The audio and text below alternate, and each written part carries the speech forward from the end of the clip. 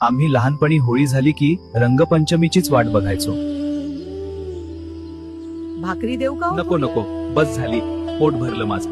आप्पा परवा रंगपंचमी आहे, मला पिचकारी पाहिजे. हो बाळा, देतो तुला उद्या. आप्पा मला पण. हो तुला पण.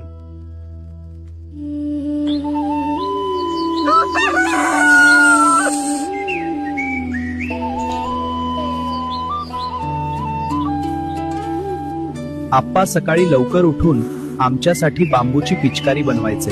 दादा बघ, बाबांनी पिचकारी बनवली. हो ना ग, खूप मस्त झाली. त्या साध्या बांबूच्या पिचकारीत आप्पाचं प्रेम भरलेलं असायचं आणि म्हणूनच ती आमच्यासाठी जगातली सगळ्यात भारी पिचकारी असायची.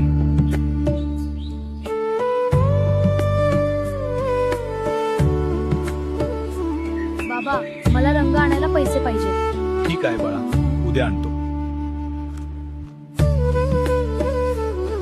लवकर झोपा रे, उद्या रंगपंचमी आहे.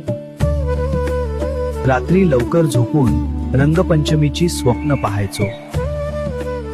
डोळे मिटले की रंगांची उधळण सुरू व्हायची. तुमच्यापैकी कोणी कोणी अशी रंगपंचमीची स्वप्न पाहिली आहे?